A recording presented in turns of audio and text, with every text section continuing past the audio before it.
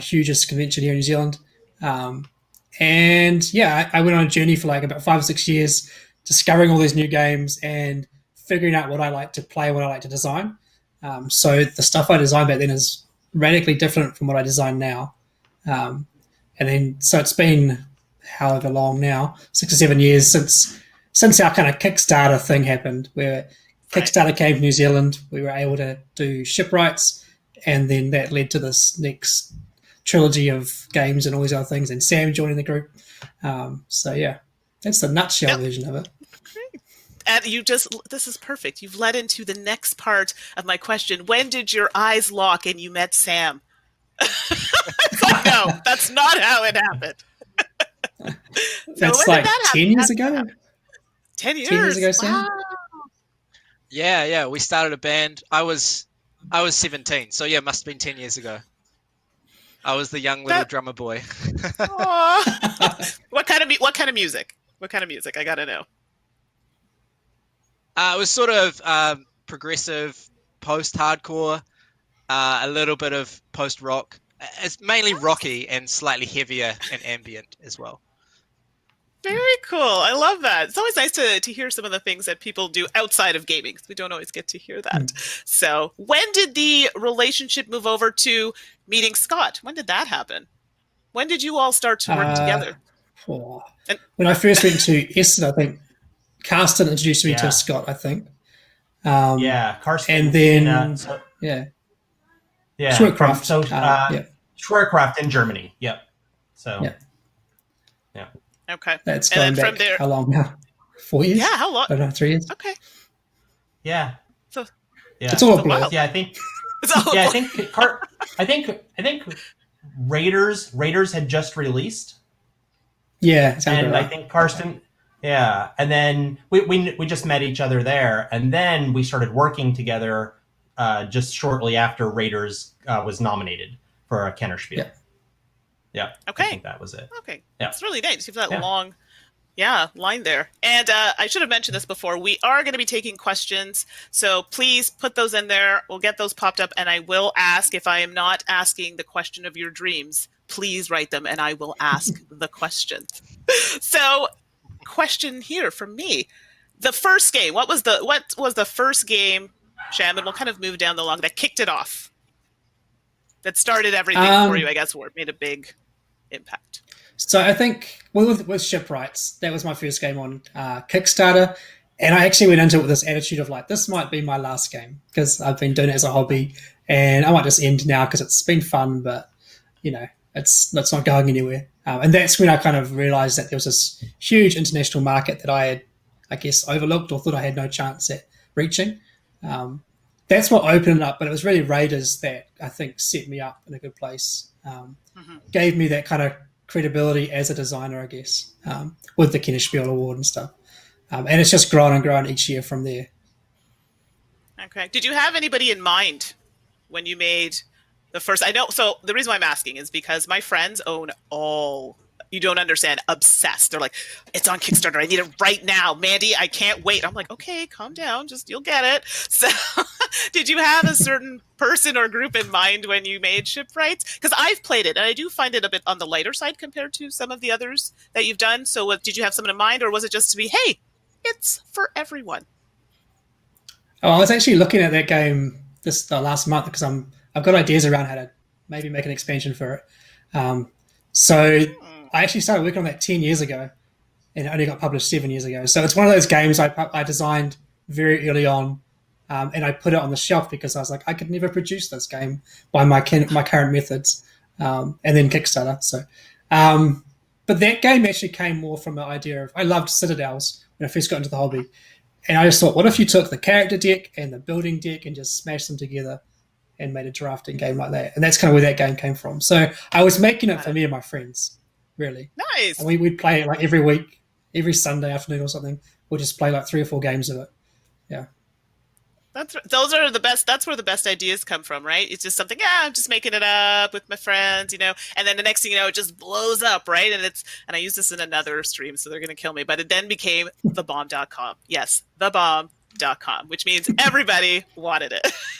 So Sam and Scott, and you decide who wants to go first here.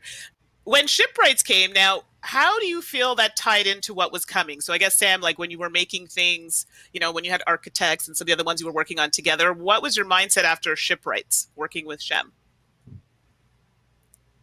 So I didn't work with Shem on shipwrights, but I got to play it. No.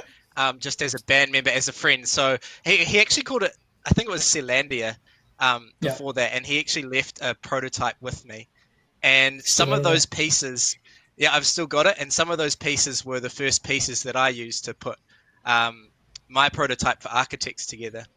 So right, okay. I'll tell you a little story. So we were recording an album, our third album, and actually was our final album. In this, we rented out this beautiful house for a weekend, and we're tracking drums. And then after a full day of tracking drums, Shem gets out this prototype. And of course, I had played Shipwrights, and this was the prototype for what would become Raiders of the North Sea.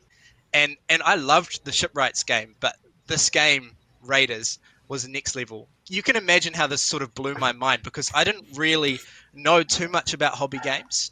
Shem had showed me Pandemic and Citadels, which I really enjoy, but I hadn't played any Euro games. I hadn't played any worker placement games. And to think that my friend had come up with this, it was just mind-blowing. I'm sorry sorry to toot your horn, Shem, but that was the case. And exactly. And so I never really thought that I would get into game design, and I just enjoyed playing games, and I enjoyed playing Shem's games and other games. And must have been 2 years after Raiders, maybe 3 years after Raiders, this idea came to me one day, just in the middle of my work lunch break. And it was about worker placement, but what if you can invest workers in a spot? So the more workers you've got there, the stronger the actions become. And I wanted it to be super, super fast and flowy, so that each turn someone's only placing one worker. So it's all about like scaling up, but also flowing really, really quickly. And it was balanced by this idea of capturing other players' workers. I hadn't played a worker placement game where you could be mean and round up everyone's workers and then throw them in prison. But actually, I know it sounds really cruel, but these two mechanisms work really well together, because by the time you've put your fifth worker on, say, the quarry, you've brought in 15 stone. And so players need a way to regulate that before it becomes totally overpowered, which is where the capturing comes in. And if you've played Architects a few times, you get used to the capturing, and it doesn't actually even feel that bad. It's just part of the game, and it's a little bit of fun. So I showed that to Shem, knowing that he could design games, and just asking for his feedback as a friend to make this game more fun for me and my friends to play. And after a few plays, we decided that we'd be working together to publish this game with Garfield Games. And we haven't really looked back since. We knew from doing music that we could work together. And so, we've really enjoyed, I have especially really enjoyed working with Shem on the West Kingdom games. I was like, it's Architects is one of those ones. So I've played it. I haven't played it as much as I'd like to. That's when I want to get back to the table. I think my first experience when I played it, people were being so mean to me. They were just like, oh, we're going to, like, they literally were going out of their way to like, oh, no, we're going to send you. So for me, it was not a positive experience, but I think people were just being not very nice. So for me, I would like to play it again so I can get a very, because hearing you talk about it, it's like, okay, well, it sounds like it could be a good experience. I don't like being mean in games, but sometimes it is necessary. So I get it. And often the player who is being mean in the game is going to lose. They end up with this big pile of coins, and they're like, oh, what did I get these coins for? Yeah. Exactly. Sorry, Scott, you were going to say something? Well, so I really like the capture mechanic, but unfortunately, when I play that game and Sarah's in the game, everybody knows that once Sarah's in the game, I totally don't play the game to win. I only play the game to defeat Sarah. So it's my Achilles heel. I just can't help myself. So, but it backfires on you in Architects because I just want to go after Sarah, and then ultimately I wind up losing, and I usually inadvertently help her win, because just by picking on her, this just happens all the time. But I like that mechanic because, and I really like when games can take something that is stereotypically a negative. Like Clank does this as well, right? Like player elimination, right? Player elimination is generally something that you avoid, but Clank does it in a way that's actually fun and it's okay, and you don't feel bad about it. And I really like that in Architects too, where you take something that typically like, oh, you're going to capture my workers and make me pay you to get them back. Like that sucks, but it makes sense in that game, and it really provides balance. And I like it. To me, that's like really fun, is when you can take something that on the surface gamers would go, oh, don't do that. Like, player elimination, take that. I like take that in games, as long as it's not abusive, right? Like take that can be fun, as long as there's, it doesn't go too far, it doesn't cross that line. Or if it's going to cross that line, it's because it's your choice, right? And then there's repercussions, right? It might not be the smartest decision, and you pay for it. So then it's okay. Yeah. Then I think it's great. I agree. Yeah. So we have a comment here from, and I hope I'm pronouncing this correctly, Sanograz. Praise the gods, you didn't quit making games after Shipwrights. Every game you have made is absolute gold. And that's in big capital letters. So thank you for that. And feel free to throw up more questions that we can ask throughout, because I have, so many questions. We want to hear what you want to know about. So Shipwrights, I guess this is something I've always wondered. When people start with a game, you never decide if it's going to be like an anthology or something. You like you were saying, you kind of just, hey, I didn't even know if this was going to be a thing. Is this something that's going to be continuing, do you think? Do you think this is something you're just going to keep going with this? Yeah, like going through with the same theme kind of ideas with the same artists. Do you think this is a group that you're going to stay with longevity-wise? Yeah, and anybody can answer there will be 12 games in the full series. So 4 trilogies. A quadrilogy of trilogies, as they call it. Yeah. Okay. Just because it makes sense. People still enjoying them. We've still got a lot of things we can design in this design space that we're enjoying, creating new, fresh games. So, but we'll also do more games on the side, like Circadians, like Raiders of Cythia and stuff. So, yeah. And we are going to be talking about those very soon. We do have a question. Keith Collins asks, do you think the trilogies would have taken off as well without the art of the Micho? So, no. What do you think? No. Not at all. That was very sneezy. What do you think the art brings to it? And this can be answered by anyone. Do you find it brings Shipwrights was the first. Shipwrights was the first game that he illustrated, so that's why it kind of blew up on Kickstarter, because no one had seen his artwork before outside of Macedonia or the comic scene that he was involved in. So, yeah, he's. It's funny we talk about it like I'm always saying thanks so much to him. He's like, no, thank you. So we both kind of I guess helped each other out in a way. Yeah. Yeah, he's both of you guys are incredibly humble. Like we've worked with Micho on other projects too, and it's just I feel bad sometimes. Like we'll give him direction and we'll say like, hey, could you try this? And I'm like, hey, don't worry, we'll try to keep the comments to a minimum. And he's like, no, I love to draw. Thank you for letting me draw things and paying me for drawing things. He's incredible. I think that the Micho he's one of those people like him. Kwanchai Moria, they've kind of elevated the whole industry, and they came on the scene, and all of a sudden their stuff, everybody took notice of it, and it raised the bar, right? Like, and it made everybody more competitive. And not that there's not dozens of really talented artists out there, but those two in particular always come to mind for me, of like having just such a fresh, unique style that really stood out. Not that the quality is better than other people's quality, just that style was really, really different. And I mean, that's what I first noticed too, right? Like you saw Raiders sitting in Schwercraft's booth, and that cover is, it's just really cool, right? So you can't help but be drawn to it. Yeah. And it's definitely a theme I feel a lot of people like. Yeah. Sorry, Shem, go ahead. Yeah, well, most Euros before that, not saying that was the first by a long shot, but all these old Euros were very like tan and brown and dry. Whereas like Kwanchai and like Micho, they bring these pops of color. Yeah. Dreary Middle Ages and lots of brown. Trading in the Mediterranean, that's usually where that kind of falls off. I know, because I play a lot of those games. Yeah. Okay, so I do have a cliche question. I'm sorry, I have to ask it. I'm an artsy person, and Sam, you can kick this off if you want. Where do you find your inspiration? Ah, I love it.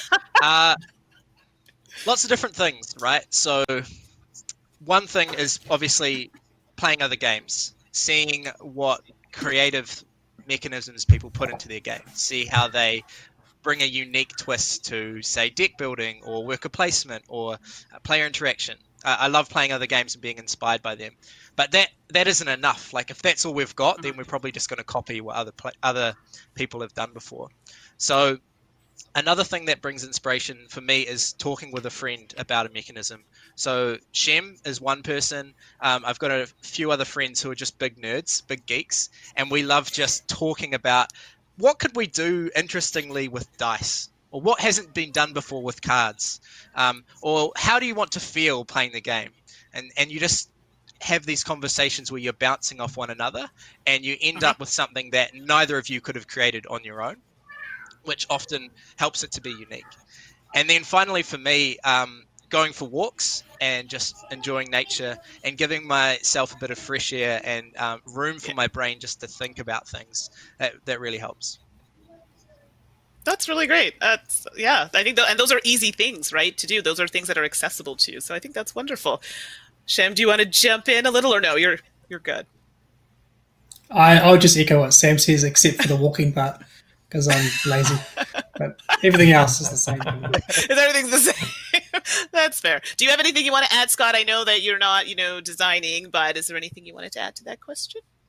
Yeah, no, I mean, like similar to what I was saying before, is that I really like when people can take things and don't conform to the rules, right? Like do things that are unexpected. Like Sam was just saying, like what new can we do with dice? What new things can we do Right.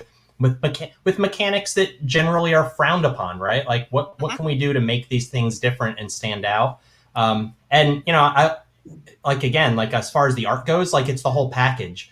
I'm a big proponent that at the end of the day, we have to make something that it can be the best game in the world, but if it looks bad, we're just going to handicap it, right? And it's just not going to make it onto as many tables. So I really do appreciate that right from the start, Garfield has been, everything's great, right? The graphic design is great, the gameplay is fantastic, the art is fantastic, and that's why the games are so successful, because it's not just any one thing. So to me, that's inspiring. I get really excited when working with people that get it, and that can kind of put the whole thing together. So it makes it fun. Like it's funny, every time Shem has something new that's not part of the trilogy, he'll send out an email to all his international partners, and he'll go, hey, I'm going to work on this game, let me know. And there's pretty much all of us like respond back and we're like, yeah, it's great. Like we'll do it.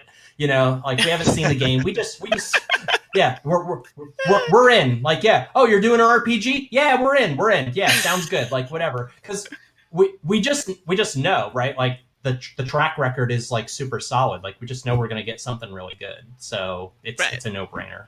So that is inspiring to me, because they are by far like one of the easiest partners that we work with. Like they just kick things over the fence and it's like, hey, it's A+, it's like super polished and ready to go. Like awesome. Yeah. We don't even have to worry about it. It's I feel like I need to put, I can't do it, a little heart.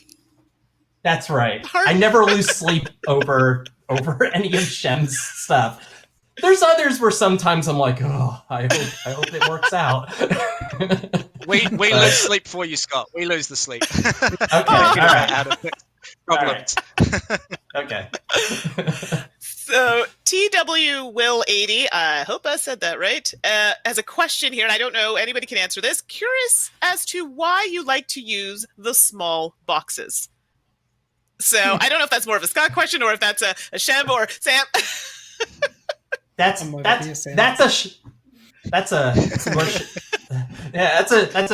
Shem question. But okay. He has a good reason. Okay. It comes back to OCD. That's the only reason. I had an earlier game before Shipwrights, my first time working with a Chinese manufacturer, and I had all my components laid out, and I just said, do you have a box that would fit my stuff? And they gave me this template for this box, and I've just stuck with it. in hindsight, I should have made the Paladins box deeper, but I was just like, I can fit it. Everyone else can fit it. But yeah. That so Paladins. All right, I retract my previous statement. Paladins was the first time that I was actually a little freaked out because I was in China. Well, I was in China, and I actually, I think we had printed a lot, and I was in China and actually saw it really early. I think Shem had seen it before me for sure. But I was over there, and the factory was running them with a bunch of other jobs that we had going at the time. And they brought out a Paladins for me, and I opened it up and everything, and I was like, "Oh, this is awesome!" And then it was Leisha, our director of operations, and then we had trouble fitting it all back in the box, and I was like, "Oh crap!" Like this is. And even when you pick that box up, like it's right because the boxes aren't like 2 kgs. It's yeah. You pick it up and you. Yeah, you have one of those experiences where you have it in your hands and you're like, oh, wait a second. There's like 2 games worth of stuff in there. And that was, I think I was like, oh, this is a little worried. I was like, what's going to happen with the next game if there's more components, what are we going to do? But it's worked out. I blame Sam for that one. Okay, that's fair. Sam loves player boards. Nah. I will die on the player board hill. All right. I like the small boxes, actually. Just, as a reviewer, I get a lot of games, and I use Kallax shelves, and when they're that size, I can fit more games on my shelf. So I personally appreciate it. So thank you for that. And Bad Moons asks, are there any mechanics of Architects of the West Kingdom that got cut or dropped? Good question. Yeah, there were a few. We had so there's a black market in Architects where you spend money and you get these resources like marble and gold. They're slightly rarer resources, but you're dropping down the virtue track, so you're going to get negative points at the end of the game if you don't sort out your reputation. But we had, for a while, this kind of good black market thing that was going on where players could also trade coins and resources for other ones, and they put them. Nice. It was very complicated and it was very fiddly, but they put little resources in as like a bid for this card that had other resources on it, and it just messed with the flow, and we didn't really need that in the game. I'm sure there were other mechanisms that we accessed as well. You had those like hero kind of meeples in a way. They were like had special actions when you placed them and stuff. Remember those ones? Yes, they were on poker right. chips. Yeah, that's right. And they come back with it with Age of Artisans. Kind of. So does that happen where you drop something out of one game and then say, hey, this might work in this game, and kind of put it in something else? Yeah? Yeah, definitely. I mean, like Raiders of Cythia borrows a lot from what we did in Age of Artisans with the tool cards and the craft cards. So yeah, there's always, each game influences the other game and stuff, especially going back to expansions, because you've learned a bit over the last year or two since making the base game. So, yeah. Okay, so speaking of Raiders of Cythia, that just popped up on my doorstep. I'm like, hello, what's this? So, it's funny, I actually didn't know about it, and I was like, oh, this is a surprise. So, can you tell us a little bit about it? What's it about? Why are we seeing this now? So I was staring at my shelf and saw I think I've got 5 or 6 versions of Pandemic. And I was just thinking what's the plan for next year? What are we working on currently? Because we had a few things taken over, but I had some more time on my hands. And I just thought, well, for me, Raiders is 5 or 6 years old now because of development and everything. And I had learned so much since then as a designer. So I wanted to kind of go back to it because I still enjoy the core mechanisms and give it something fresh. Take the art somewhere else so it doesn't look like it belongs in the North Sea, and just kind of, what else would I do in that kind of game, and how would I change it? And the biggest challenges were the Scythians didn't want to die in battle, so there's no Valkyrie mechanism that you can put in there. So it was those kind of challenges of coming at it from a thematic approach. They were renowned for their recurve bows and riding horses and all that kind of stuff. So it was trying to highlight their civilization. Because they're quite unique. People don't really know about them much. unless you've studied history. So it was fun. Okay. Very cool. And So Scott, when is... all right, no, no. go ahead. No, I have a go ahead. question for Shem. I want to be a fan. So have you always been like a history buff? Like what led you down this path to actually theme games around kind of these eras and different, cultures and things in history? I'm by no means a history buff, and you'll probably find so many inconsistencies or historical inaccuracies in my games. But I just love the setting. So growing up playing with Lego, it was always the medieval stuff, or the pirates, or the Robin Hoods. Yeah. I've always just drawn to that. Like Sam mentioned earlier, playing Age of Empires. Well, it was now thing before, but playing Age of Empires on the PC as a teenager, and even still now. I think it's just for me, it's like so easy to grasp the concept of like, I can swing a sword, I can hold a shield. Whereas with sci-fi, you're like, well, I don't know what a rayon cannon does, or it's harder to grasp the concept. So that's why I think for gaming, especially, I lean towards the medieval setting because and even like going further back to like Egyptian and stuff, just that kind of more, that kind of era. I don't know why. For gaming, for play, reasons of play, I love it. So I have a theory as to why fantasy and things in the past actually now for us feel more exotic, because we're sci-fi. If you go back 70 years ago, science fiction felt fantastic, right, and exotic. But as we have advanced as a society with technology, science fiction doesn't feel as fantastic, right? Like we're talking about sending people to Mars. Our smartphones are more sophisticated than the things that science fiction were showing us 20 years ago, even 10 years ago.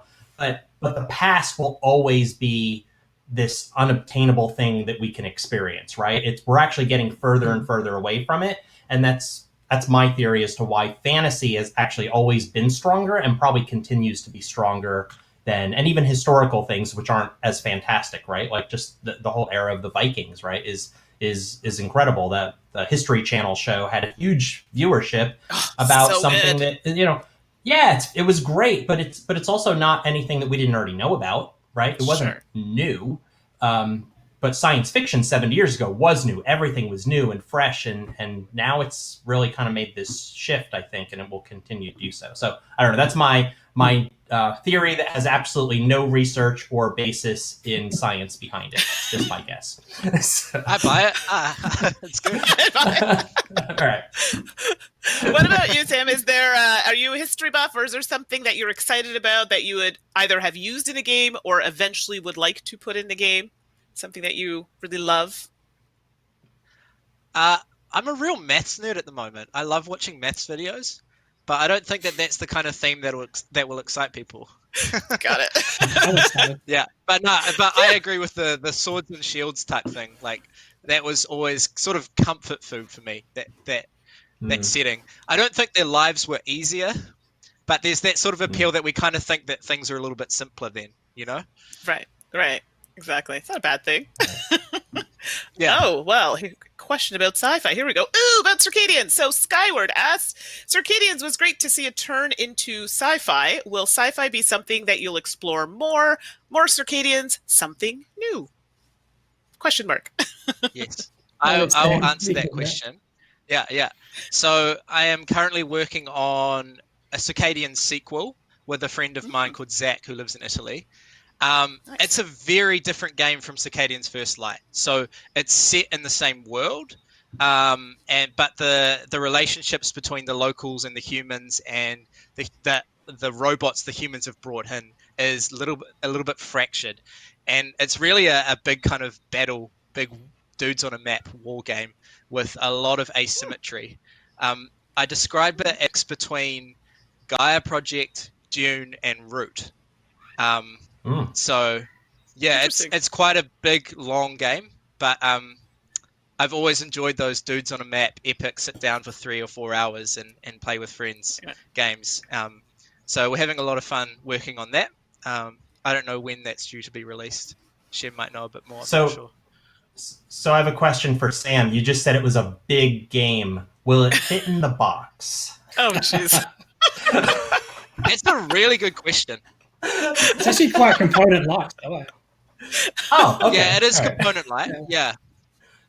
All right. Okay. I hope Well, there so. we go. It's We're awesome. safe. Okay, we have James A. Brazil. I think that's correct. In November, people will have been living on the ISS for 20 years continuously. So that's a comment just out there for you. That's Okay. crazy. Wow, We've Yeah. had people in space. That's great. Yeah. Wow. That is a long time, actually. I didn't think about it like that. Mm-hmm. Yeah. So I have another question for you. So tell me about the projects you're most proud of. I know you love them all and they're all your babies, I know, but is there one that goes, this was just awesome, so good? And and then what was your role in it? Because sometimes you are doing a project and you're not always the lead person, right? Maybe you're just helping out.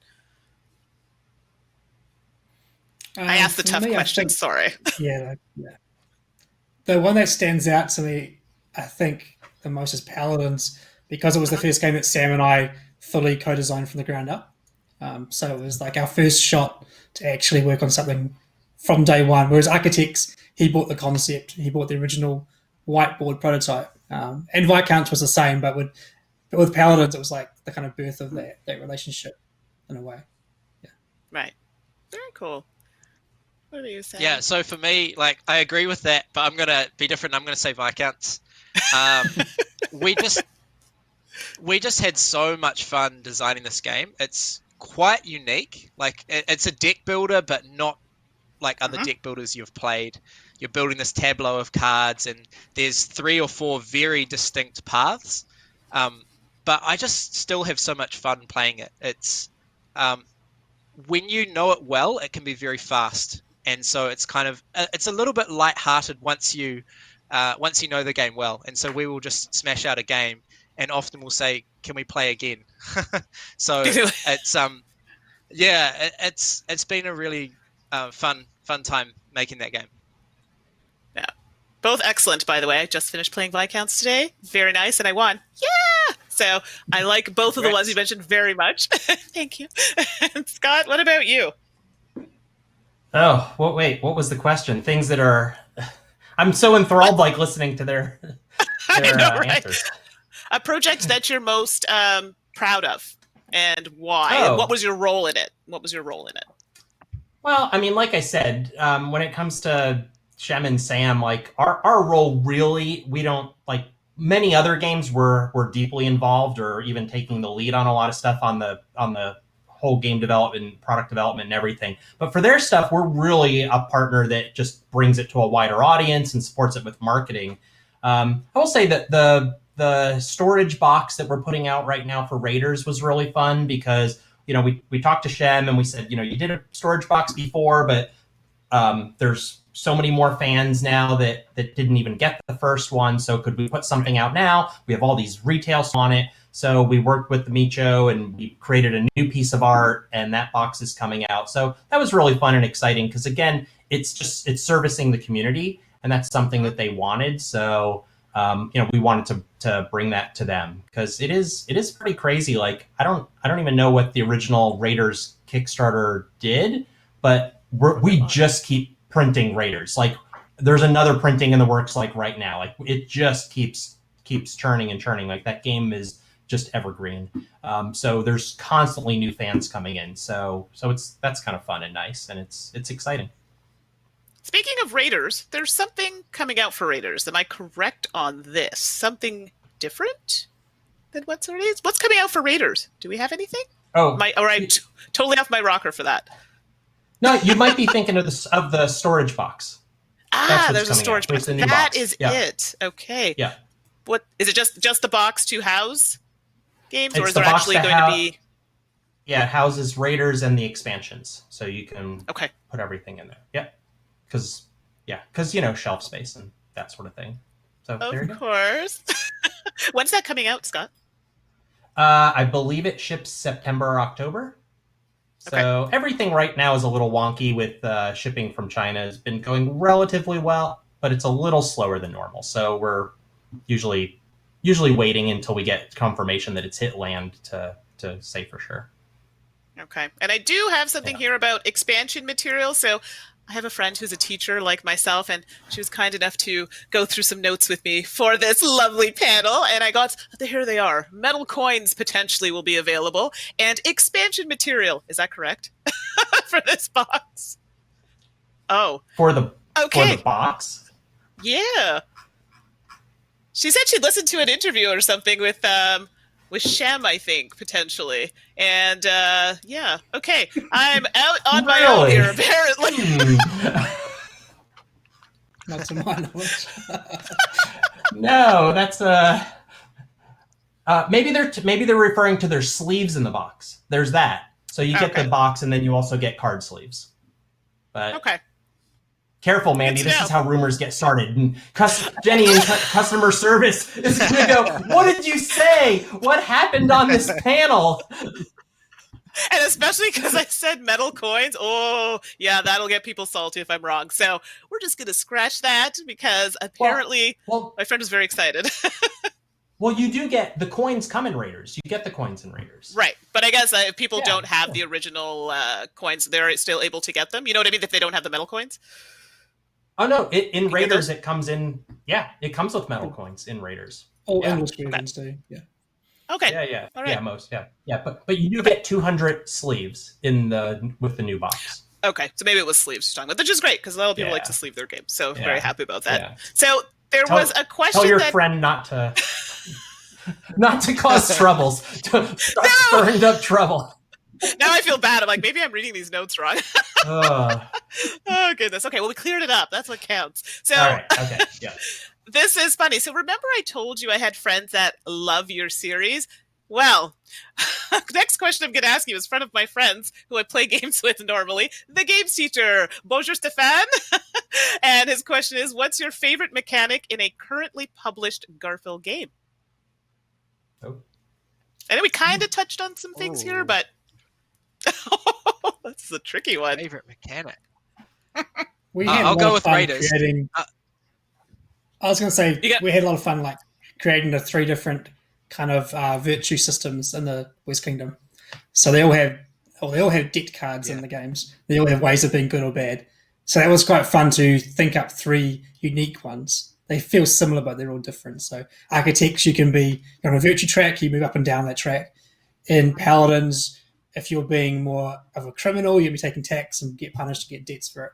And in Viscounts, you can kind of sway either way, but at some point you're going to have to resolve your behavior. Yeah. And maybe get good or bad things happen. Yes. Yeah. Yeah. Just 3. I'll go with Raiders. I love the place a worker, take a worker mechanism. I think it's great. And I love how in Raiders, how Shem did his multi-use cards. So you can either play the card for an ability or you can hire the card. And we take that idea and ramp it up a few notches with Paladins and our later games as well. We really enjoy using multi-use cards. That's my favorite mechanism in board gaming at all, is multi-use cards. Yeah. Absolutely. I have to agree with that. What about you, Scott? Do you have a favorite? I would say probably currently the worker placement twists in Architects, being able to capture and also the build up. Like, I think that's really cool. I love worker placement. It's probably my favorite genre. So anytime anything that's really fresh and new is done in that space, it's exciting. Ironically, my other probably next favorite genre is deck building. So Viscounts is really exciting to me. So being able to do something different in that space as well. So, but I honestly can't say. I haven't even played Viscounts yet. I don't have a copy of it. Like other people in the company do, but I am the last one to actually get anything. So. Yeah. Oh, did we lose? I think we might have lost him there. I'll give him a minute to come back. But talking about Viscounts, that was tricky, by the way. Tricky with that deck building. I am not a deck building fan, really, unless it's kind of mixed with other mechanics. And it's funny, as I'm playing the game, I'm like, wait a second, this has deck building in it. But I didn't notice it. Yes, you're back. I was talking about my aversion to deck builders, but I get tricked into liking it into Viscounts for some reason. So this makes me very happy. So. Oh, but there's another question here. Bad Moon Bad Moons again. Is there any possibility for an expansion for existing games, for example, new townsfolk cards or a different game board? That could be so many games. I use the townsfolk. We have planned for next year one expansion for each West Kingdom game. And I have started looking at one for shipwrights. It's like, it's been long enough. I could probably start thinking about something. So not sure what that would be, but yeah. So there's going to be lots more things added to the West Kingdom next year. And we're not going to start the next trilogy because we don't want to just overload people with so many different products and things. Just next year's about just sitting back and enjoying the West Kingdom for a bit, as the French like to do. Yeah. So is that the first time that you've publicly said that there's expansions coming for each of the West Kingdom games? No, I've teased it a bit through Kickstarter and on other social media. You have? Okay. Things, Okay. Yeah. We haven't announced the titles, but yeah. Okay. All right. I'm really asking for Mandy's friend because I want to make sure that she's got the facts straight. So. Well, I'm literally reading my notes. I'm like, did I say that wrong? It's okay. But we cleared it up. See, now no one will be mistaking that any of those things will be in there. I hope. Oh, goodness gracious. Yeah. It's fine. Yeah, okay, Scott, you're going to bug me about this forever and ever. I know. Okay, I have a question about technology. I know this is kind of a weird jump, but you have, is it Raiders, I think, is an app, if I'm not mistaken? Yes. Mm-hmm. Okay, Raiders is an app form. Is there any... Sorry, go ahead, Scott. So Raiders is on iOS, Android, Switch, and I want to say Steam. Yes, I think that's the fourth one's correct. It's definitely on Nintendo Switch, iOS, Android, and Steam. And it's that's published by Direwolf Digital. So that's our digital partner here in the States, and they were interested in doing Raiders, so they did, and it's doing pretty well from what we've seen. So yeah. Are there any plans? Are there any plans to do any of your other games in app form, especially now with what's going on? Everybody's really looking to play these online. Are there any plans to do a Circadians or something else other than Tabletopia? So maybe an app form. Scott, you might know more, but the last I heard was that they are keen on architects, but I don't know anything other than that. Yeah, I'm not sure. Yeah, there's definitely interest. There's definitely interest in doing more games. So I would not be surprised if you see more in the future. Okay. Just asking for a friend. Yeah. No, for me, actually. That's fine.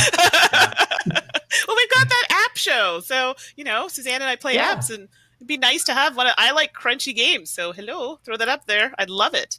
Okay, we've got, and there we go. We've got a question about digital stuff here. C4.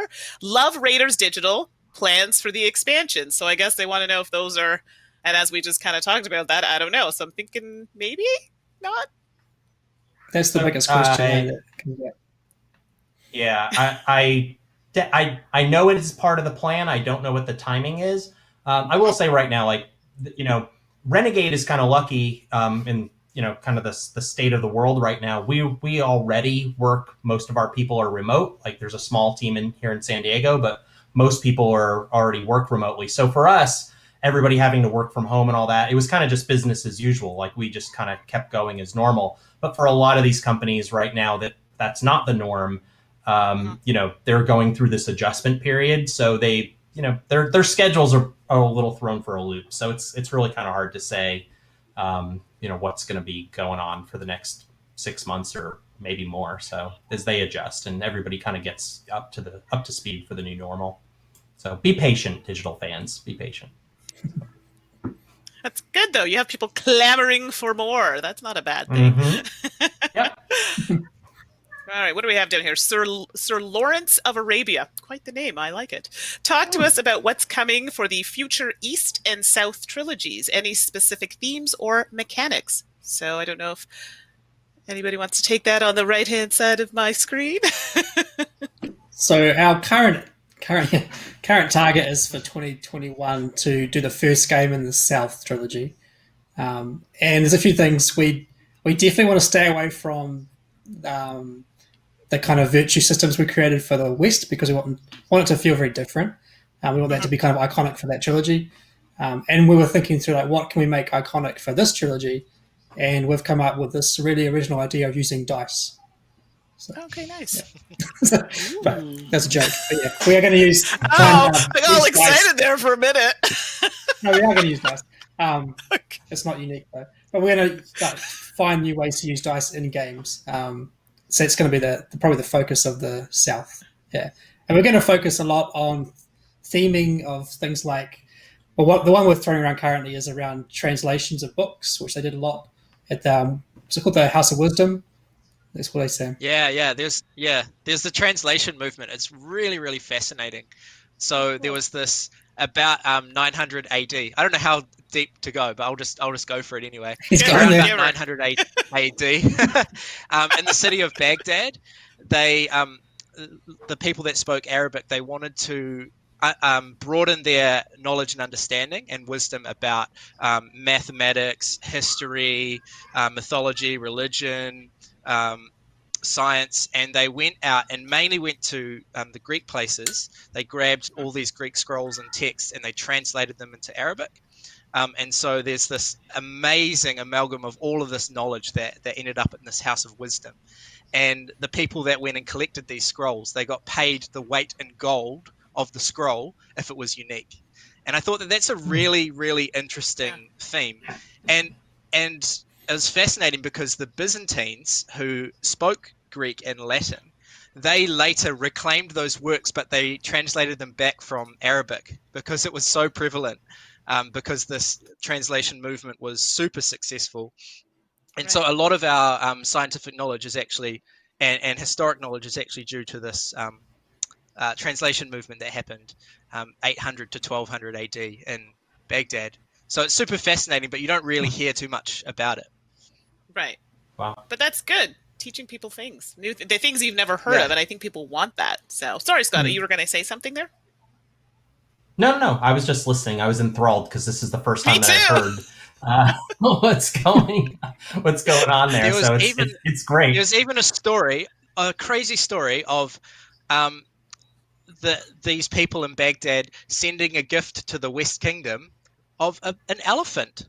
They trekked it all across Europe, and this elephant ended up in France. So, I mean, I wish we had known that when we were working on the West Kingdom. We could have just thrown that in there. But Good expansion card. Yeah, exactly. You linked all this series together. Yeah. I like it. And all right, wait. I have a question, Mandy. Yeah. People have asked me this, and now I'm going to put these guys on the spot. So. Right. So just like we've had North Sea, and now with West Kingdom coming up, where there's an additional SKU, kind of mini expansion that allows us to play the whole trilogy together. When game number 12 finally releases, are we going to be? What's going to be the experience? Are we going to have this, all 4 points of the compass experience where we can sit down and play this game over, or all 12 games and kind of go through this world tour that somehow ties it all together? Maybe I need to deliver an elephant to the West Kingdom, and I need to, move this around the world, and there's something there. So I've actually had people ask me this before, and I'm like, I don't know. You have to ask them. Yeah. So so. I mean, you could technically just play all three of like the Rune Saga, the Tome Saga, and the other two. We could probably create something that ties them over. But we do have a kind of a running joke of like game number 13, where it's like a big dudes on a map game with all 4 civs fighting against each other. So wait, is that a joke? I didn't know that was a Not joke. really. I thought it was serious. Not really a joke. I'm laughing. Come on, man. Who doesn't want the Vikings to invade France, to invade the South, Oh, I think that would be awesome. Yeah. I think people will be excited. I'm curious now what the chat looks like from that, but I'm sure we'll hear something about that shortly. Overboard Games asks, what sparked the creation of the virtue systems in your games? So that would have been when we were working on Architects. So the version that Sam bought was like on a whiteboard. There's like maybe 10 different buildings at that point. They're very similar. You had 3 resources. There was a kind of black market thing going on, a prism thing going on, and then it was just about me and Sam brainstorming like, what else do we want? What else do we want?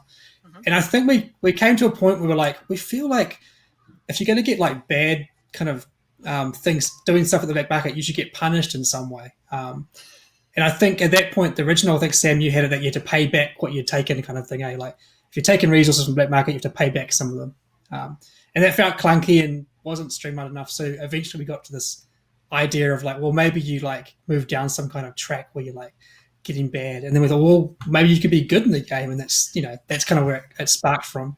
Yeah. Right. Yeah, I'll jump in and say that we love tracks. Or I love tracks. I love how they're used in Raiders. You've got a whole bunch of different tracks that you're moving up. But the one with architects, it's a little bit dynamic that you can move up and down. And I love that players have to manage that throughout the course of the game. Right. I know a lot of people that just sit right at the bottom of the virtue track, sitting on -9 points, picking up all these debts. And then at the end of the game, it's this mad rush to pretend that nothing ever bad happened. Yeah, it's a strategy. My friend who I just asked a question earlier loves to get all the, be super corrupt, get all the debt cards. And then I'm like, how did you just win this game with like 1 million debts? But he found a way to make it work. So I'm still trying to figure that out myself, but I'm too virtuous. I'm far too virtuous to, have so much corruption in my games. No way. So, I understand, like, Sam loves adding like kind of hidden strategies in games. That's sort of, right. So in Viscounts, there's what he calls the merchant strategy, where you don't really focus on one thing. You just get tons of merchants and then get tons of money and then buy all the stuff you need. And just like that, you could like take the castle in like 4 turns. So there's these like kind of edge case strategies that Sam loves to create, and we have lots of fun trying to exploit them in playtesting and then making sure they're not like too overpowered. But there's lots of ones, like they got the peddlers and the squires and paladins and different kind of things that you may not think would work, but if you really play it enough, you go, hang on, I could make this work. Yeah. So kind of hidden strategies. I love that. Are there anything hidden in your games other than strategies? Some games put like little Easter egg things, or gamers always like to look for things, and if there's a sign, it means there's something else that they're not seeing in the game. Are there any fun surprises, or nope, what you see is what you get? Well, we kind of did that with Paladins. I can think of what. The Outsiders. Oh, you go. Oh, the Outsiders and Paladins. We brought in the Saracens and the Byzantines. Like, we didn't really say we're doing the trilogies, but they're there as characters. Yeah. What's the other one, Sam? There's a building card in Architects, which is a university. And so in New Zealand especially, people get student loans, so they get a whole bunch of debt so they can go to university. And this card rewards you for having no debt. If you have no debt at the end of the game, you get 2 points for building a university. So I think that's an interesting... That wasn't even intentional. That was just a mistake. Was it not? Yeah, no. It worked. Well, I'm reading too much into it then, I guess. Yeah. There's also, if you're familiar with any Bible stories, there's a little whale on the board in Assyria on Raiders of Cythia, which is Jonah and the whale. So, do you notice that? Well, there's a little whale where the guy can spat out of the whale. Yeah. So. Now I got to open my copy. I just got now I got to check this out. So I'm really excited. This is great. Okay, this is quite the name here. I'm so sorry. Johnny 555. I don't know what this is. Johnny 5 is alive? I hope I said that right. Yeah, that's from a movie. Yeah. What movie is that? I have no. Short Circuit. That's from Short. Short Oh my goodness, I haven't seen that movie in so long. Wow, that's bad that I didn't remember that. That was totally... Anyway, I digress. Okay, so Johnny 5 is alive. Any teasers about what to expect in the 2 West Kingdom expansions? Which 2? Ooh. They didn't specify anything. I imagine they're asking about Architects and Paladins. I imagine. Because most people haven't played Viscounts yet, so... Yeah. Go on, Sam. Okay. I'll talk about Paladins. So, Paladins is quite heavy. There's quite a lot going on.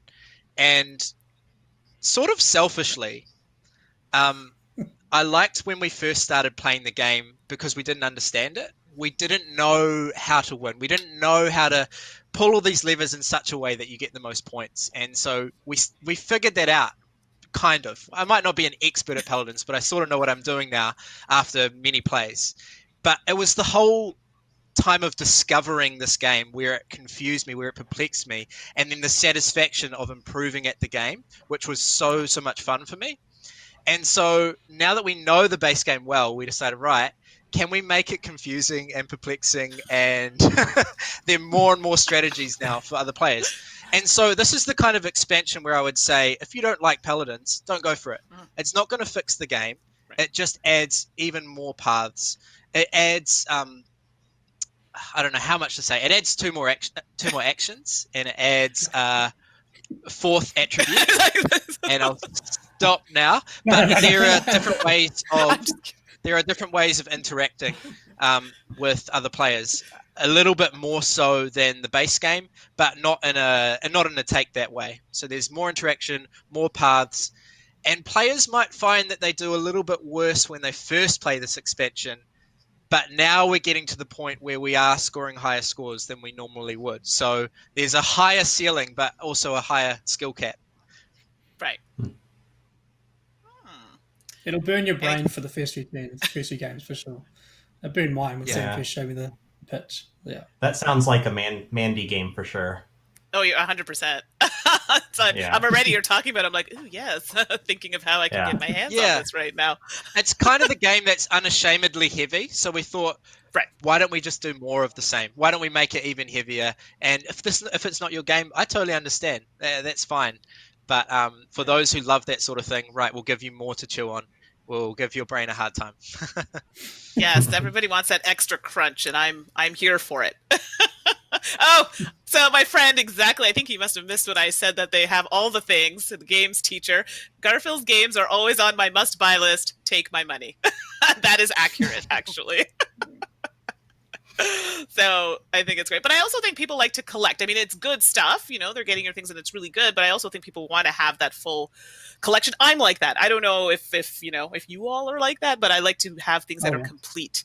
So once I've started down that road, I'd like to continue. So you always hope. And in your case, it's going on a really great direction, a good trajectory. So I'm very excited for this. Okay, let's see here now. I have a question. When you are developing your games, we talk about technology, we talk a little bit about apps, but I'm actually talking about when you create your games. Do you use any type of technology when you create your games? It's a weird question, but I ask because I know some people have a different process, and that might fall into your process of creating the game. Does that make sense? Yeah, so the main one for actually design and like concept is just using the Google kind of apps like Google Drive, the Sheets and stuff like that. So we use Google Sheets a lot to communicate ideas and jot down like stats for cards and that kind of stuff. I'm good with computers, but I'm not a programmer. So I do everything the hard way. When it comes to graphic design, I use Illustrator a lot for like iconography. And then I'll bring that into Photoshop to add the rendering, add the layers, bring in the artwork, and then use InDesign for the print and the PDF creation kind of side of things. So I'm an Adobe person, I guess. Whereas I know there's so many other better ways to do it with like importing Excel sheets and stuff like that. But me and Sam usually we spitball so much over Messenger ideas, and then one of us will take the job of like mocking up the first kind of sheet of stats, and then usually me or Sam will create the first very black and white kind of prototype, test it, find out it's horrible, and then go back to the Google sheet and twist stuff, and then it's rinse and repeat for the next 9 months. Yeah. Nice. Okay, so there's a bit of that tech aspect. What about you, Sam? Yeah, same thing. I'm even less techie, really. So yeah, I'll be messaging Shem, and we have Google Sheets, as he said. So Viscounts was fun because it's a deck builder, and in the base game, I think there's something like 70 unique cards. So all of the cards that are on in the display on the board. So there's 5 little stacks of them. all of them are unique. And so we had lots of fun coming up with how many coins they cost, what the artwork is on them, what the higher ability is, what the ongoing ability is, all these different things. And we're constantly updating those spreadsheets, and ones that weren't super cool got the cut, and then we thought of more and more and more. And we had fun communicating with each other on that Google Sheet. Sometimes we'd leave little messages for each other saying like, my head hurts, or See, communication. Little debates back and forth. I'm not sure about this idea. Oh, this one, nah, it's a good idea, and we'll chat on there like that. Oh, I love that. Okay, Mandy, I have a question. So just in case you didn't figure it out, the reason why I'm on this panel is so I can skip the line and ask my questions. So, all right then. all right. So, all right. So for the guys, so both of you are musicians and you have a background in music. Have you found that your background in music, how does that relate to game design, if at all? I've always thought that the two industries are very similar. So, and also the process of creation. So, like in the music industry, you put out an album or a single or whatever it is, in a year's time, no one cares. There'll be people who still like the song, they'll probably go back to it now and then, but you've got to keep pumping out something fresh at least once a year. And that's the same in both things. For creation, for me, it's the same process. You start with a little concept, like a nugget that you work on and chip away at it. And by the end of it, that part you started with might not even exist anymore. So it's the same for songwriting, same for creating board games. Although creating board games takes a lot longer than writing a song. So. Oh yeah. Yeah. Yeah. So I'll add a few things. One is that when we were a band, we had this saying, which I don't think we came up with, but it's this idea of the art of discovery. So we would put in little lyrics. For example, so the first song in our second album, the lyric was, "I hear my train coming." But we knew that we'd already written that song when we finished our first album. And so the very last sound you hear, and the last song of that album was a little train. You heard a train kind of going through across the tracks. And then the next album starts with that lyric, "I hear my train coming." But we never told people about that. We never went out and said, right, this is what we've done. Isn't it cool? Aren't we clever? We wanted people to discover that. So yeah, we like putting that sort of thing in there. And that's what Shem said about me with strategies. Like, I like to come up with lots of these little weird and niche strategies that can actually work, but that aren't very obvious. And I want players to discover what they are and enjoy discovering them, and maybe fail a few times before they actually can make it work. So there's a lot of similarities in the creative process, I find. Nice. All right, and just I'll go back to my that was actually my next question, but fine. Really? It's okay. Oh, I will let. well, I know I'm dead serious. It was actually on my list, but that's okay. We got it answered, so I'm happy about it. I wanted to come back to iconography. So I'm the type of person that relies heavily on good iconography. So it's a struggle for me sometimes to play a game that it's not super clear. And I have to say, in your games, it's clear. Even if it's complicated, I'm like, oh, that makes sense to me. Was there a thought kind of process behind that? Or it was like, oh, this makes sense in my mind. I think it'll make sense to everybody. Or did you have something else in mind when you were doing that? There's a few things that have changed over the two trilogies where I'm like, oh, if I go back, I would change the icons and shipwrights and raiders to kind of match. Because I think Sam joked about it. We were playing raiders a while back. And I was like, oh, if I go here, I get a debt. So it's like, no, that's actually hiring a crew member. So it's like the color of the cards. Like, I wish, if I redid everything, it'd be consistent. But no, the truth is, I'll quote Johnny Cash from the Walk the Line movie where he says, like, they say, like, why don't you play your songs faster? Why are your songs so slow? And he's like, well, that's just because we can't play them any faster. And that's like kind of how I do graphic design. Like, I can't do that. I can't do the fancy stuff. I can create a box and give it a gradient, and that's about it. So I think that's a result of like me trying to not like cram stuff on top of Micho's artwork and just go, did the artwork shine? What will be the most minimal iconography I can create to not clutter the stuff and just work? So that's, I guess, where our iconography comes from. It's very simple. And yeah, apparently it works. So that's good. It does. What about you, Sam? I know Circadians, I also found it very clear. And I must say, I do appreciate the kind of cover with everything listed on the inside. I thought I really liked how that was stated out in the game, and we all found it very easy. I think I had worked with one of the Renegade staff, and we taught, I think it was Matt who taught this at Essen with the group, and they just caught on to it so quickly. So is it something very similar to what Shem was saying, or did you have a different process? Yeah. There's a work of another Sam Phillips, that's Shem's brother. So he did all of the graphic design for that. Okay. I mocked up my own prototype, but my skills are very, very subpar. Though I am getting a little bit better. The thing is, my skills are bad, but I know that they're bad. So that's a skill in itself, to know that it's bad. That's it. Yeah. Know your But you limitations. got input. Input is okay though, so Yeah, I guess. I'm really happy with how Sam did the graphic design on that game. Right. Yeah, Usually I it's think he like did a really good Sam's job. designing a game that I'm not so much involved in design-wise. Sam will give me, he'll give me like his version, then I'll have to create my version that I then give to my brother to create his version. So I'm like the go-between, the middleman to... You're the translator. Like we're doing it now for Paladins too, where I'm like, Sam's got all these like unique player boards that are like asymmetrical, so they don't all share the same DNA design-wise. right. So I have to take that and then create a version that I can go to my brother and go, does this make sense to you? And then get him to create what he would do with the artwork and with the graphic design. So, yeah, but no, I really love what my brother did with the icons in Circadians. Just like it's so clean. There's barely any text on that game, so other than just flavor. Yeah. And it's one game, I have to tell you, I was really upset when I found out a lot of people had not. I talked to people like, what's this game? I'm like, oh, for goodness sakes. They didn't know about it. So when I was on a quest, I'm like, no, you were going to play this game because it's so good. My friends were even like, I don't know. And then I'm like, we're going to play it. And then we played it. They're like, okay, Mandy, it's really good. So no, it makes me happy. So, I'm hoping we get more people that are watching this and go, hey, I want to try Circadians too.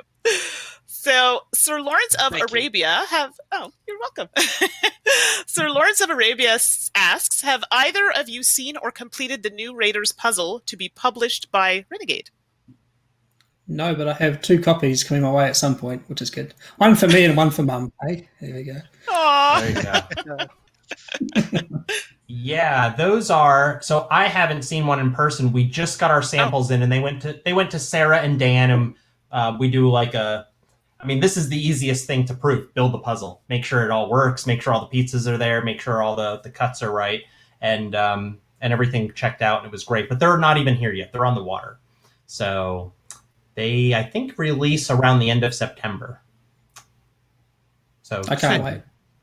Yeah, they're really cool. Yeah, and it was just good timing with having some new art and be able to do it. And if we have a lot going on with puzzles at Renegade, so this was kind of the first little wave. This was easy. Puzzles were already part of our expansion plan. We just accelerated that because of what's going on in the world. People are spending more time at home. We were going to move into puzzles next year anyway, but this was, something that we could control and turn around very quickly. But just wait.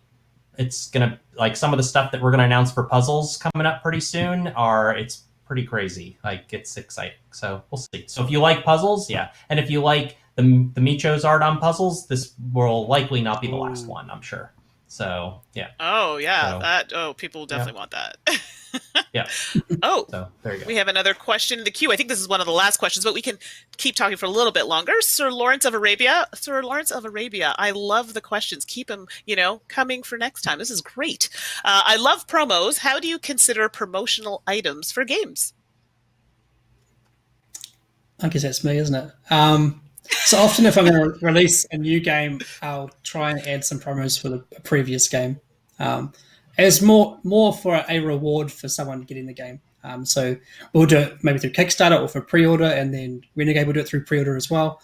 And then for all those who miss out, I like to put them on my little promo store so that anyone can get them at some point. Don't like exclusive stuff. Okay. But yeah, usually it's fun because it's crazy with like Paladins especially.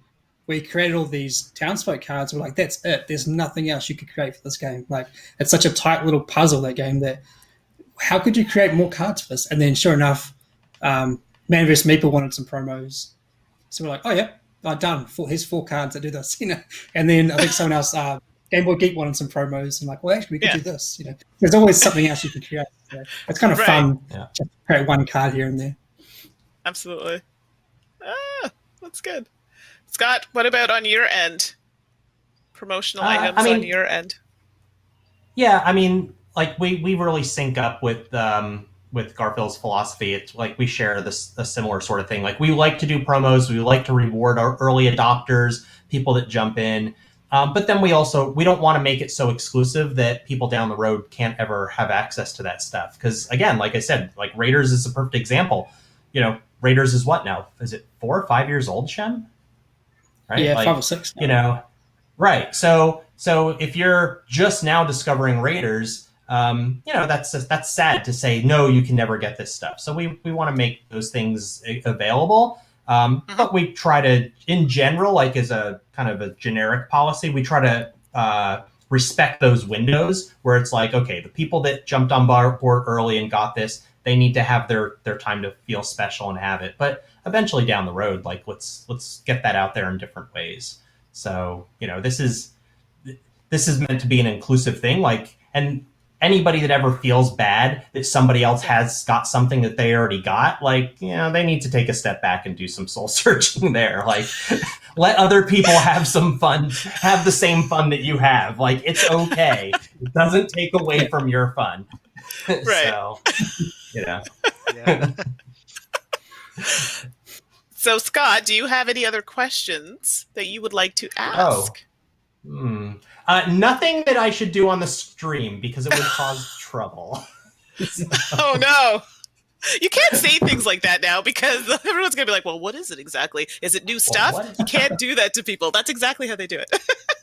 That's what I do. Yes.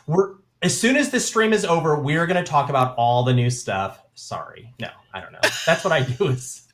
You didn't see what I did during the Renegade stream yesterday, did you? I kind of trolled the Power Rangers fans, but we have that relationship. So we did it. It was fun.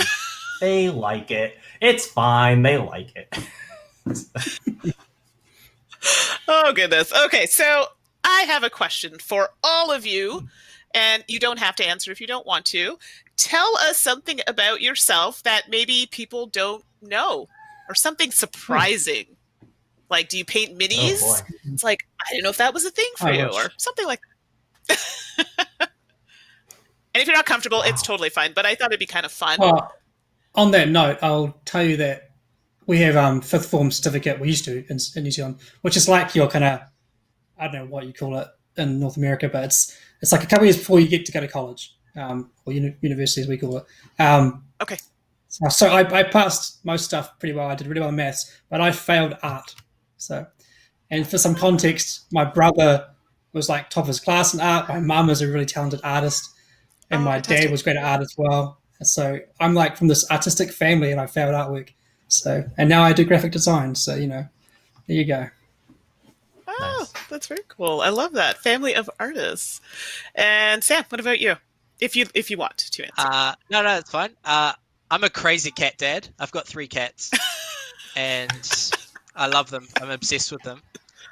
So that's, and everyone. The funny thing is, everyone thinks it's my wife, and she loves them too. And I pretend that it's her that's the crazy cat lady, but it's really me. That makes sense. Man. Yeah. And one other like tiny little weird thing is I'm missing a toe. Really? It got cut off. So I dropped a. Okay, so in Pirates of the Caribbean, where they're carrying the canoe, and it helps them to stay on the bottom of the water, but they can also like breathe. Well, Yeah. I wanted to walk along the bottom of the water. Me and my friends play this game. We pick up a rock in a river, and so we can walk along the bottom, because otherwise we're much too floaty and we can't walk on the bottom. So Too floaty. play this with my friends. It's good fun. But what naturally happens is the rocks keep getting bigger and bigger. It's just like this challenge. And they started to become boulders. And I couldn't handle it anymore. Let go. And I think it's a miracle, because this was a big boulder, and yet it only hit 2 of my toes. and they had to get rid of one of them eventually. But yeah, it could have taken out my whole foot. Like honestly, it's crazy. Yeah. Yeah. I definitely was not expecting that. Oh my goodness. Yeah, I'm sorry. No, it's interesting. No, listen, it's interesting. I'm telling you. What about you, Scott? You're not getting off the hook. Oh, go ahead, Shem. Sorry, go ahead. The creepiest thing is that Sam used to play drums barefoot quite a bit, so I had to look at it heaps. So. It's all coming out now. Sorry. Wow. Oh, wow. That's great. I don't know how I follow the loss of toes. Right? But... Yeah, you got to top that, Scott. Oh, boy. So I actually, Mandy knows this about me, but it's probably not well known about me in the industry, and definitely like a weird thing for somebody that's worked in the game industry his entire career. I grew up selling perfume.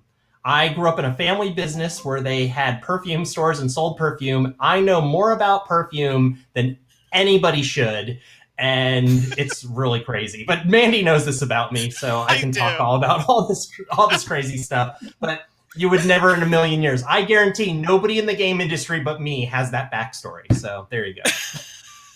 I love it. That's not bad. That's a I good bet it thing, comes right? in handy from time to time. No, it's fine. Yeah, there you go. Oh, Sir Lawrence of Arabia says, and I guess this is about your story there, Sam, that should be a character in one of your next games, Sam Nine Toes. Yeah. So that's right. There you go. Some ideas for future games. I'm sorry. I'm actually crying a little bit, not because of your plight, but because of just I wasn't expecting it. Don't ask a question if you can't take the answer, right? Holy moly. Okay, yeah. So let's go back here. So and maybe Scott or Shem or Sam, you might have to help me out with this. What can we expect to be the next thing coming out that people can say, hey, I can go to the store and buy this or check it out? Well, maybe not go to the store, but order it online. So anything coming out from you that's coming out soon that people can acquire? Yeah. All sorts of Let's stuff. talk about 3 things. Okay. Yeah. Okay. So the time... No, I don't think I want to answer. So the time... The timing might be a little flexible because so coming up is Viscounts, the Raiders Storage Box, and Raiders of Cythia. They're all coming out this fall, but the timing's a little fluid just because we want to make sure the Viscounts Kickstarter gets delivered to the backers first, and they need to get their stuff, and then it will go into retail stores. So there's a little bit of a gap there. There's stuff coming in, but you'll probably see Raiders of Cythia and the Raiders of the North Sea Collectors Storage Box first, and then sometime not too long after that, Viscounts of the West Kingdom, at least here in the US. Around the world, your mileage may vary. What's going on in Germany or France and Italy for all of those fans might be a little different, but speaking for North America, that's what you've got to look forward to. So lots of Garfield goodness coming up over the next 3 or 4 months. Okay. And I do have a little thing that says here, Gen Con special. Woo! Order Raiders of Cythia now. Get the coins and have it before the October street date. Woo! You heard it here first. So yes. It wasn't said like that. I just made it sound like that. But yeah, it's something you definitely need to check out. So yeah. Is there anything go ahead, Scott. No, I was going to say, we wanted to simulate that Gen Con experience, so we have a very limited amount of Raiders of Cythia, so if you order it during Gen Con, you'll get a little bit extra. It's just kind of like what we would normally do at Gen Con, bring a small amount, usually fly them in from China, so that way some early adopters can get it and be the first in their play groups to get it and spread the word. So there you go. All right, and Shem, Sam, did you want to add anything to that list, or is that where it is right now? I've got like a list of I think 7 things. That's like the top 2. So okay. We also have Tome Saga coming to help complete the trilogy with Viscounts. That's right. That's probably, I guess it's a similar release schedule, I guess.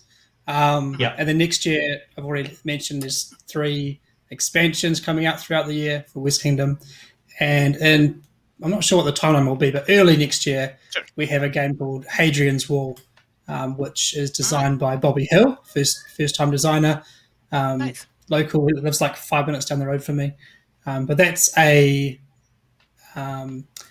medium to heavyweight roll and writes, not roll and write, but that kind of pen and paper style, heavyish Euro game for 1 to 6 players. It plays in like an hour. So I think it fills a real good spot in the market where it's like crunchy pen and paper that doesn't play too long, but plays 1 to 6. So, and it's going to have a very similar graphic design treatment to Raiders of Cythia. So look out for that. If you like Paladins, I think you'll like this. Yeah. Nice. I'm excited. Sam, what about you? I was just going to say it's super combo-tastic. Just combos everywhere. The main thing I'm working on, apart from the 3 West Kingdom expansions, is Circadians 2. I'm really, really excited about it. I love the dudes on a map kind of games. I loved Risk growing up, and now it doesn't quite cut the mustard. And so, yeah, this is kind of like a heavier dudes on a map game with some Euro sensibilities as well. There really is some engine building, and you have to focus on your economy and battle. So yeah, really looking forward to that, working on that with a mate called Zach in Italy. And I imagine that will be announced next year, probably. Yeah, probably a mid to late next year game, I think. Oh, Yeah. okay. Yeah. So, long. So much good stuff. I'm so excited. I know everyone else is excited. Quick. I think I have like a minute. Where can people get a hold of you? If they need to say, hey, I want to check out your stuff, or I just want to contact you, or you want Twitter, Facebook, all the things. No? You can just find me at, I think it's always just at Garfield Games, I think. So, yeah. Okay. On Twitter, Instagram, Facebook. Yeah. Okay. Yep. I don't have Twitter or RenegadeGames.com. Instagram. Okay. Well, that's all right. I thought I'd ask because people do ask that question. So, yeah. So I think I've covered it all. Thank you so much for being here. It has been a pleasure. Hopefully I wasn't too crazy for you and you will have an interview with me again at some point. But I really enjoyed myself. So thank you so much. And thank you, everybody, for watching. We'll see you next time. Bye. Thanks. Bye. Thank you. Bye. Look at that. Boom. Right on time. Nice. Well done. Yay! Thank you so much. Sorry, I got a little crazy, but I want